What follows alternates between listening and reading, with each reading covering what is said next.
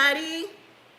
You guys know I normally don't do live streams, so I apologize for if you tuned in just now and my hand was across the camera. This is something new for me. I figured I'd just hop on here just to say hello and also give you guys some really good information that hopefully will be helpful to you, especially if you are considering purchasing or selling your home, just here, showing you guys some love. First of all, I just want to tell you guys thank you so much for always just supporting me. I appreciate the love and just support that I get from all of you that have tuned in and you continuously tune in, or if you're going to watch this later on and I'm just in the zone. I just want to say thank you so much. I have been distant lately because I'm in the process of good morning, Chanel. Hi everybody. But anyway, I just want to tell you guys that I've been distant because I am in school right now. You'll be receiving some updates once I'm done. But in the meantime, I'm in school. I'm still going to be bringing you guys content, but I am in school. So I apologize for not commenting back very quickly, but I will be commenting back because, like I said, I love you guys so much, and I wouldn't be here without you. Good morning, everybody. Oh, wow. Oh, you do love to clean? Me too, friend, but I've been slacking on that too because, like I said, I've been in school now, and then I work full-time, and some changes have been happening in my life that has really been taking up a lot of my time, but I'm really excited about the things that are happening in my life, and I can't wait to share once I'm done. So anyway, I'm gonna get into the subject of this video. And it is things to ask a realtor before you go to your appointment or meet with one or even consider one, I have purchased a few homes in my lifetime, my husband and I. Those of you that are tuning in for the first time, I'll just tell you a little bit about me. I'm not going to bore you to death because I know you got other things to do with your Saturday. I noticed that you have... Yes, I do have a Kirby. I do. It's old school. It's actually one of those things that we purchased when we bought our first home. I love my Kirby, and I still have it and use it. So my husband and I are, like I said, we purchased and sold a few properties. He's actually a Army veteran. He has a career of 21 years, being in the military, and I was there for the whole ride, honey. But anyway, we've traveled a lot, and we've seen a lot of different locations. We've made a lot of friends, and we have been in the home purchasing and selling and renting game for a while. So I think I'm very knowledgeable when it comes down to this, and I think the information I'm about to give you will be very helpful to you.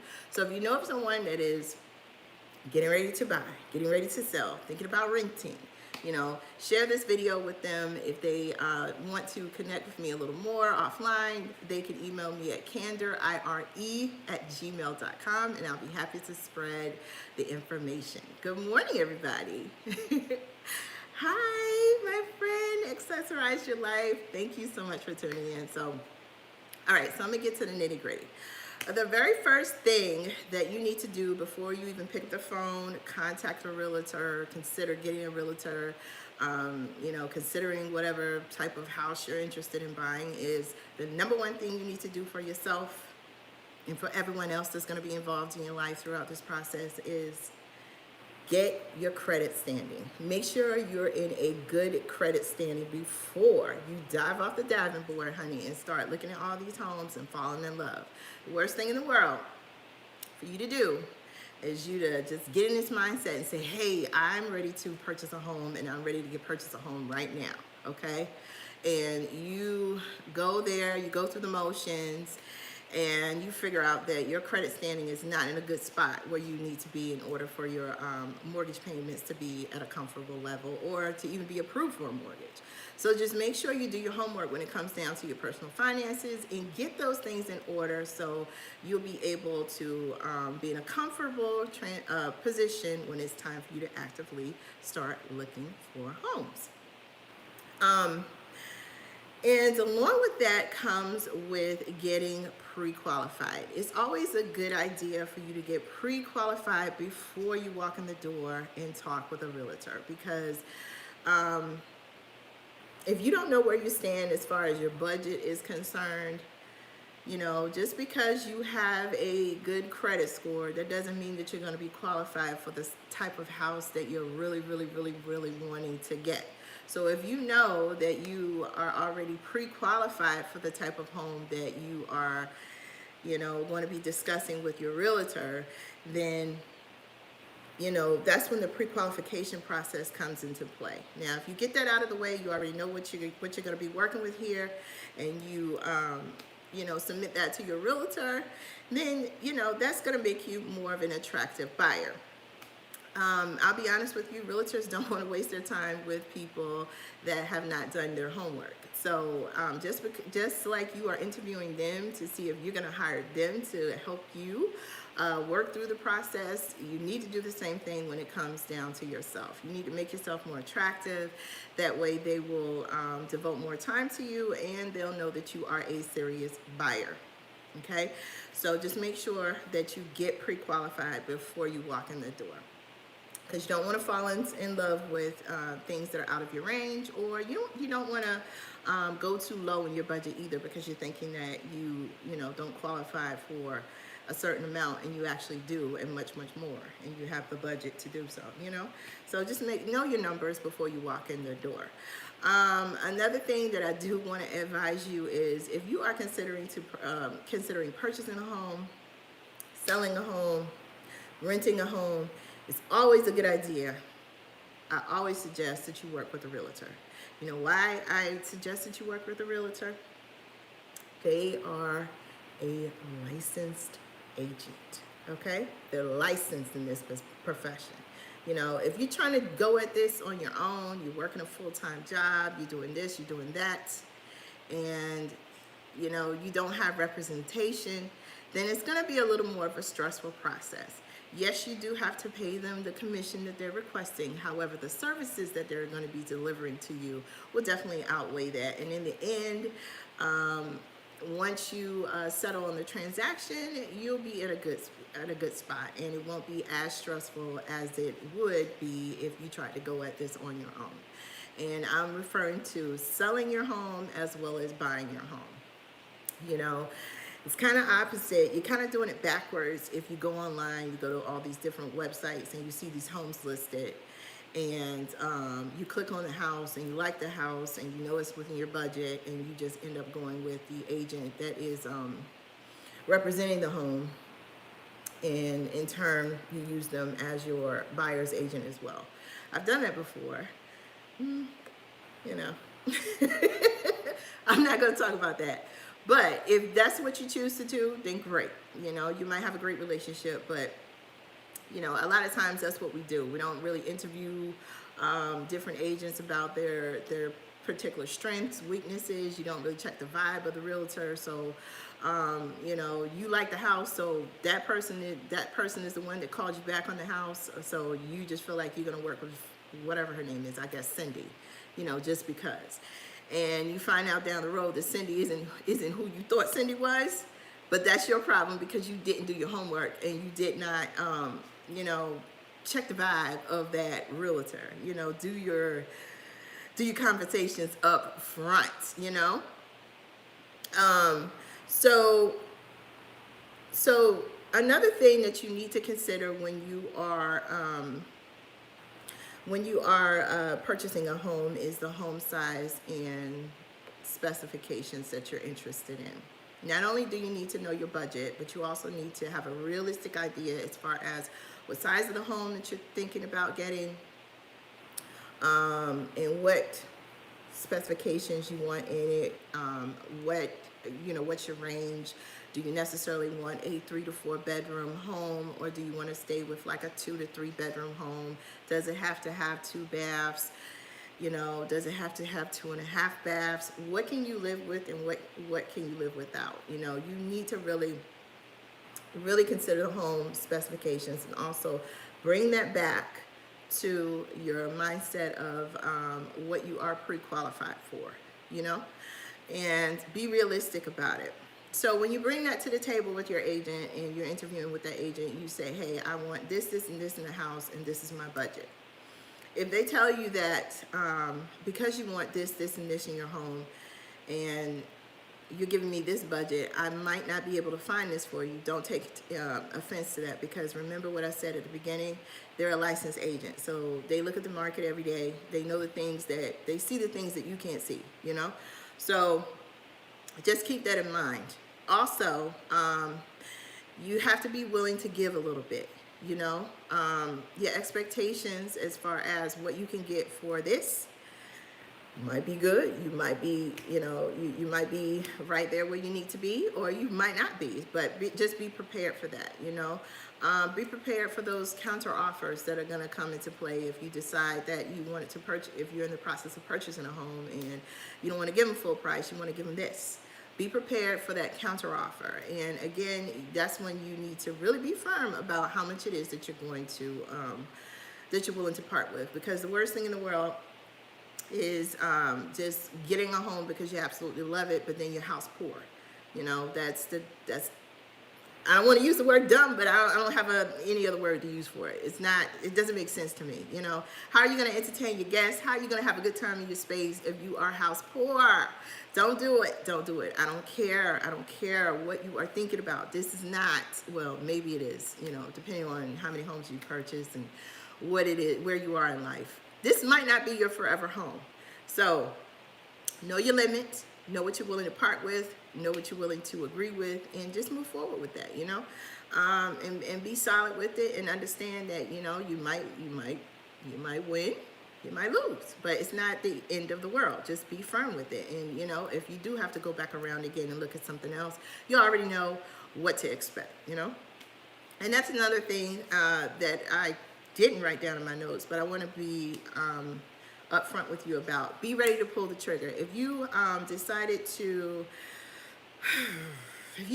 go ahead and just dive all in, and you want this process to go and start, and you're really actively considering a realtor, and you want this process to go along quickly and smoothly, you need to be ready to pull the trigger, okay? So the home buying process can be a little lengthy. It also can be sped up much more if you are ready as far as when it's time to pull the trigger. So for example, after you've moved past the point of selecting a realtor and they've shown you the house that you were absolutely looking for, but it might be like maybe $5,000 or $3,000 outside of the range that you want to stay in. That goes back to being firm with your budget. If you're okay with a little wiggle room, then you need to know that before you even get into that situation. That way you can make a quick decision. Because slow decisions lose sales. And it's not the fact that your agent is pressuring you into buying.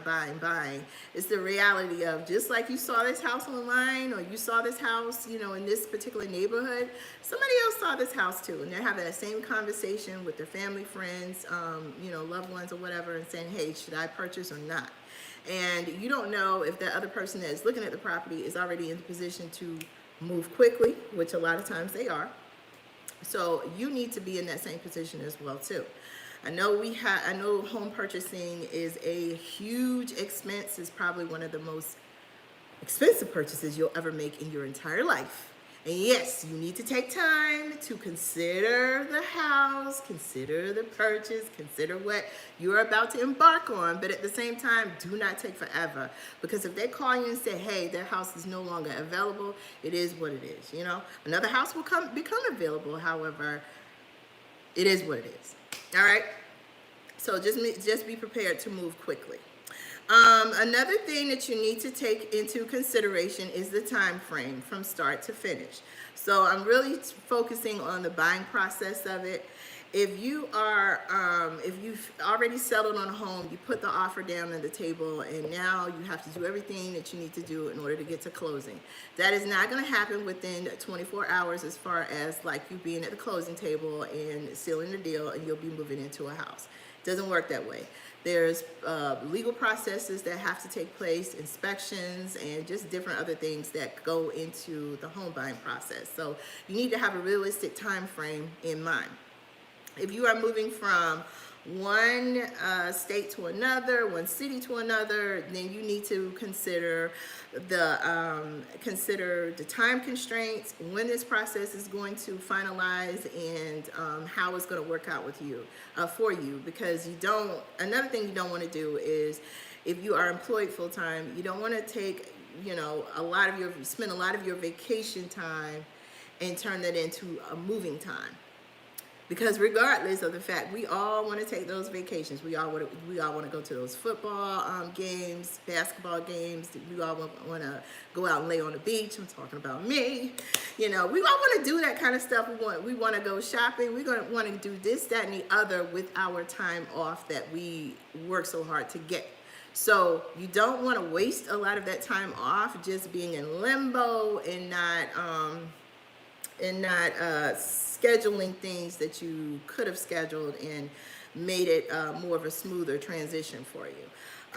My suggestion is, if you purchase a home and the closing is in the middle of the week, just schedule like the moving process to be on the weekend.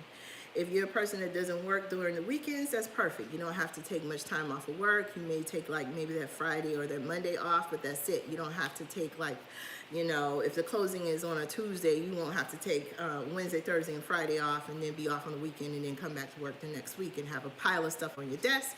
And there's a few days that you have eaten into your vacation time. You don't want to do that. So just try to coordinate it in a time frame that's best for everyone, especially you.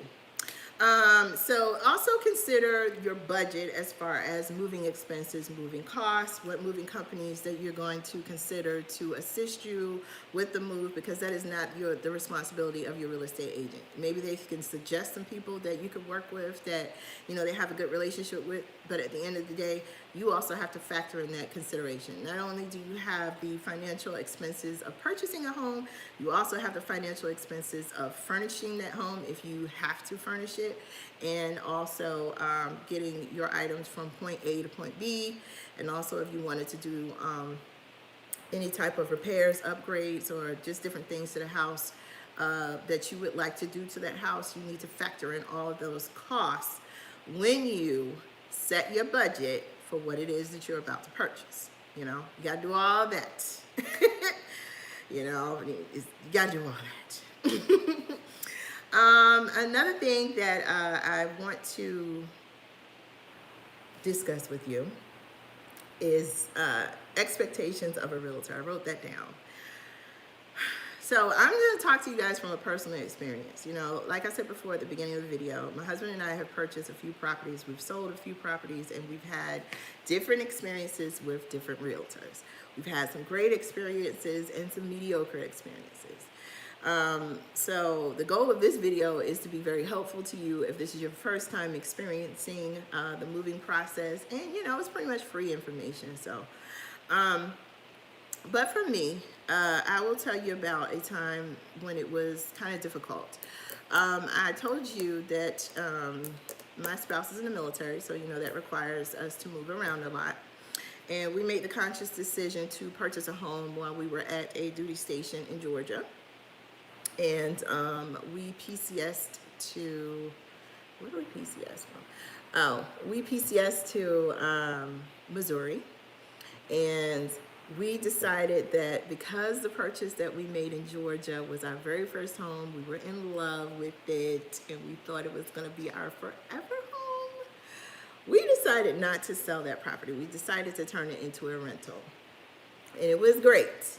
We had a realtor that was handling the property while we were, you know, in another state. Everything was fine. everything was fine until one year we just decided to go back and visit the property. And this is not to scare anyone because life happens, but I went to I went to that property. We just happened to show up one day. I know that probably was totally against the rules, unannounced. Walked in the house, and one of the things that I loved about that house was the fact that that house had bay windows in the kitchen. I walked in the house, and the bay windows in the kitchen were still there. However, the baseboard, the trim around the bay windows was gone. My kitchen floor was gone, as far as like there being a gaping hole in the middle of the floor. The dogs had eaten the floor. Oh my God. And then this is just us walking into the entrance area, because as soon as you walk into the home, the kitchen was to the right. So of course I looked in there because that was my favorite spot, right? And then we were standing in the living room. There was a smell, but the house had carpet. So, I know they had pets. So, that was not really something expected, but it wasn't like a major thing. And then, good morning. But then we looked up to the ceiling, and to this day, I don't understand how this happened, but it was like black stuff on this ceiling. And that comes from like the condition of the AC, I guess, from you not cleaning the filters and cleaning the carpet. And it was just caked on. It wasn't just like a little bit of dust in the corner. It was just like some black, bye, have a good day. It was just some black stuff on the ceiling, and it was a hot mess. And at that point, we were shocked. We were amazed. We were wondering how in the world did the house end up getting into this state and nobody knew. And, on the way back, well, let me back up. The renter, the spouse, the husband was out talking with us, but the spouse didn't want to come out because I guess she was a little embarrassed. And, in hindsight, we were a little bit wrong for not calling and saying that we were coming. However, I was so excited. We were so excited. We hadn't been in the area in a while, and we still own the property. So it was like, whatever. We're assuming you're taking good care of the property, right? We got a realtor that's taking good care of the property, right? Make sure the property's, none of that was happening. So we decided that we needed to sell. At that point, I knew I never wanted to go back there again. It just felt just wrong. The love that I had for the house was, it was gone. So we put the house on. So they actually, like, soon after that, I guess they kind of felt the same way about, oh my God, I don't want to be here anymore. So they moved out, and we decided to put the house on the market. At the same time, we ended up moving to another location, which is Louisiana. We moved there, and we decided, we rented for a while, and then we decided to purchase another home. So that house was still, being rented out, and we just contacted the realtor and told her, we were like, look, I don't think we even want to keep this as a rental property anymore. We want to go ahead and sell it because we are purchasing a home here. And thank God we were in a position to purchase another home while still owning another property in another state. That goes back to having the good credit. I had to learn that myself, but anyway, we were in that situation where we were purchasing a home. The realtor knew that in Georgia. And of course, that wasn't her responsibility to be like, okay, because you're purchasing this home, I need to move this house like right now. But what her responsibility was, because we were signing a listing agreement with her to list the home for sale, was for her to promote the house as much as possible and get traffic in the door and move the house, right? That was the reason. That's the reason that anybody puts a house on the market for sale. They want to move it. They want to get rid of it. They're done with it. All right. So we were able to secure the home in Louisiana, fall in love with it, and move right on in and have a happy life. But at the same time, this other house was looming in the background, right? I wasn't getting any type of communication from the realtor. I would have to reach out to her. When I did speak with her, there was no motivation. There was no real movement. There was no real anything. There's no real effort, you know. All of it was, it wasn't even any type of smoke and mirrors that was happening. It was just like nothing. I mean, you know, it's just like that, right? So I had to get to a point where I was like, you know, I had made one too many phone calls with that same dead conversation. So I was like, look, I'm about to pull this, you know, your contract is coming to an end and we're considering going with another agent, you know, pretty much, because you're not really doing anything. You haven't told me that you had any type of open houses. You haven't talked with us about staging a house. You haven't done anything. Meanwhile, we're paying for 2 different properties over here, and I know it's not I know we made the conscious decision to purchase 2 properties and be holding of 2 properties at the same time, but you did understand that we wanted to get rid of this property, you know. So once I had to light that fire onto her and let her know, hey, we're about to pull this, that's when she started getting traffic in the door. That's when we started getting more communication. And guess what? We got a buyer. So we sold the house, you know?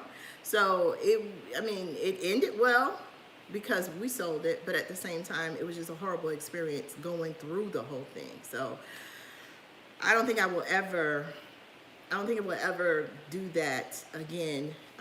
Have a home in a different state, a different location that I didn't have access to kind of see what the condition was or whatever. Even if we got into like having rental properties, there has to be some type of accountability, because that was a horrifying experience.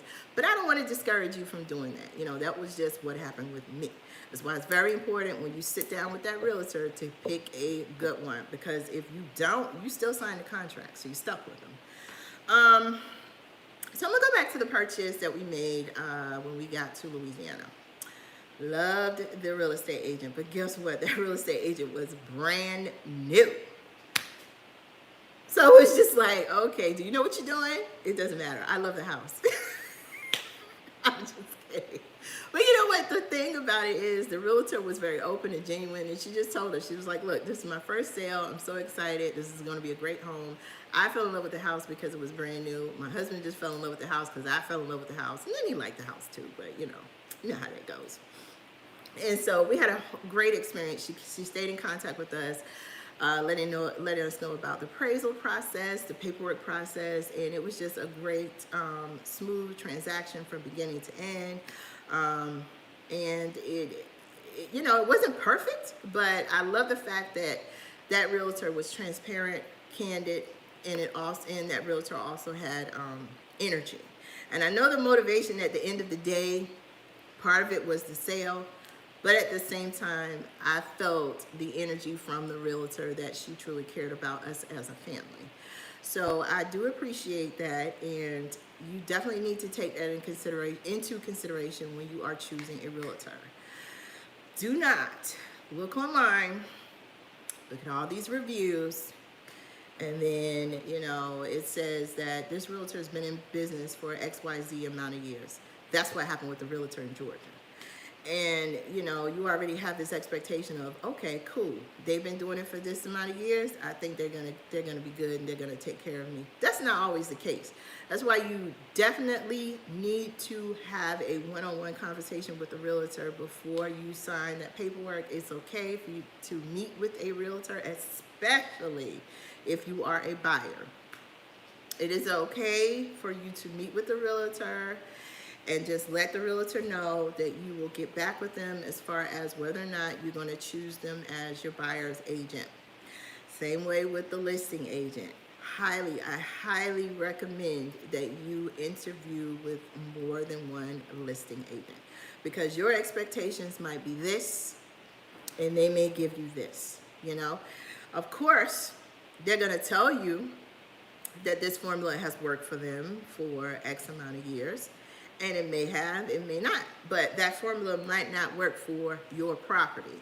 So you need to really, really, really, really dig in and make sure that that is the one that you need to go with before you sign that paperwork, because when you do, you are stuck with that realtor. And you cannot